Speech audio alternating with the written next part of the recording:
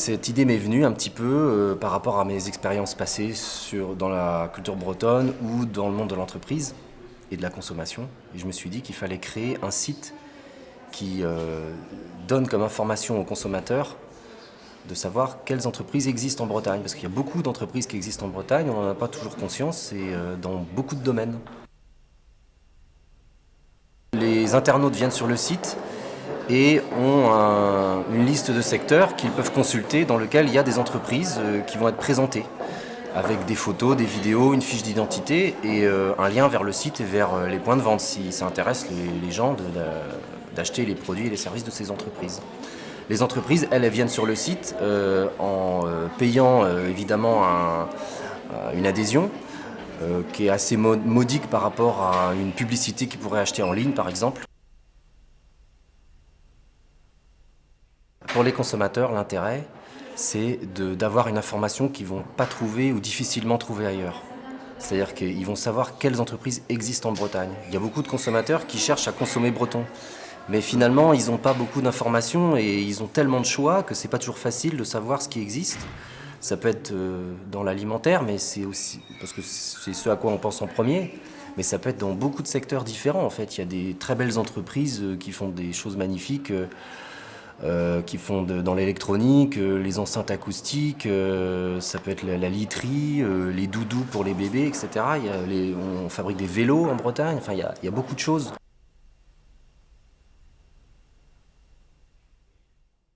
Alors il arrive sur le site, donc il a la page d'accueil, il va voir donc les entreprises qui sont présentées, il peut faire une recherche à gauche par secteur, il peut faire une recherche à droite par mots-clés, il peut aller dans les différentes rubriques. Qui sommes-nous, pourquoi consommer breton. Et puis on a aussi, ça c'est une originalité aussi de Consobraise, on a un guide du consommateur sur le site avec tout un tas de rubriques. Donc les dates utiles du calendrier, je sais pas, les fruits et légumes de saison, toutes les dates de marché des villes de plus de 8000 habitants en Bretagne. Et puis il y a les conseils de Yann et les trucs et astuces de Swazik. Ça c'est deux personnages que j'ai créés qui représentent un peu les consommateurs, quoi. Et donc Yann Pratique, il s'appelle.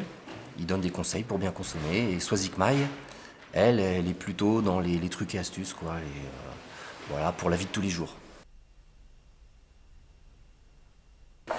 Le fait qu'un produit ou un service soit issu d'une entreprise bretonne, c'est un critère parmi d'autres. Ce n'est pas forcément le seul critère, mais c'est vrai qu'on est dans des sociétés où on a un choix immense en fait.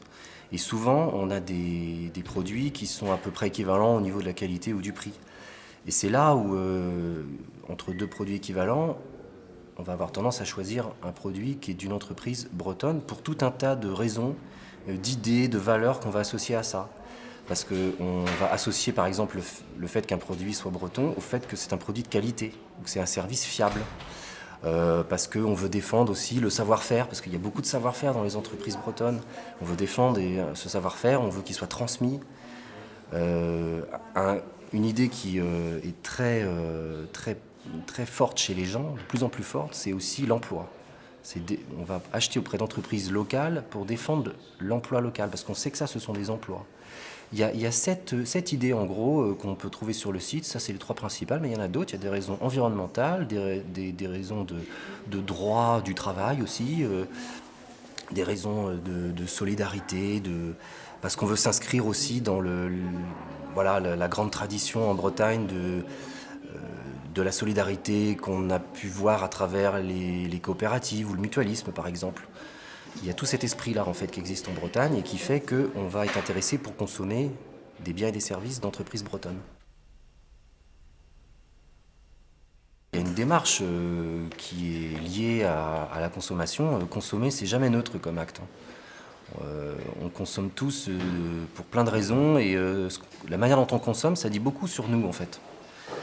Donc on fait des choix, c'est clair. Donc quelque part, quelqu'un qui consomme, il s'engage. Consobraise, c'est une démarche où on aide les consommateurs qui sont intéressés par le fait de consommer breton. Voilà, ils vont trouver cette information qu'ils vont trouver nulle part ailleurs. Sur internet. Et puis il y a toute une démarche aussi bretonne, donc cohérente, dans le sens où par exemple le site il est entièrement bilingue, français-breton. On peut dire aussi que Consobraise, On parle des entreprises et des consommateurs. Ça peut être des consommateurs dans toute la France, mais ça peut être aussi avant tout les consommateurs et les entreprises des 5 départements, donc y compris la Loire-Atlantique.